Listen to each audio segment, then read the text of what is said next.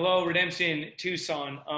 I want to go ahead and try to give an update right now that is going to accompany the email that I just sent out, and I'll mostly cover the same information. But if for some reason you find it more easy to understand and more clear coming from your pastor who stutters, then God bless you and thank you. And also, then I'm just hopefully we can kind of help clarify where we are as a church regarding regathering. As of right now, in light of recommendation from Civic and kind of different government and health experts and leaders, we are continuing to look through the lens of what is most wise, what is most honoring and most loving to our neighbors. How can we best glorify the Lord and kind of navigate through this very unprecedented season that we find ourselves in. So all that to say, we are choosing to remain in phase 2. What we've kind of the language that we've laid out as a church, and again, you can look at the email there, and you can find how we've kind of broken those things down. But we're staying in phase 2 right now, which means as of right now, we will not be gathering together in any formal capacity as a church. We will continue to record the service and to have that be sent out and live streamed. And let me explain a couple things along those lines. One is, please continue, and we encourage this, gather together, meet in community together, pray together, watch the service together. We need to be together. We need to not be in isolation. In fact, as I share in the email there, if you are struggling in any way, if you're experiencing isolation and frustration, just hit reply to that email. We want to help come alongside you and pray with and for you, and you're not alone.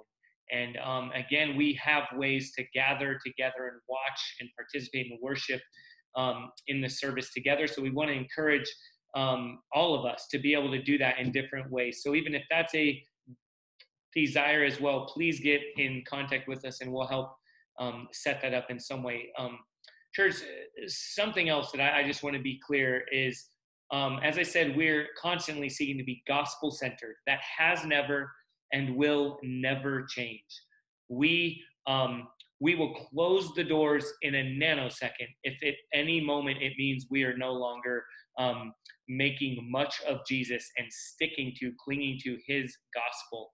And from that, as we often say, we are gospel-centered and outward-focused. And this decision where we're at is a part of that as well. Just given where we live, what our community leaders are suggesting and recommending is in part why we're not regathering right now. And also, church, we don't have a good building, and I know you know that.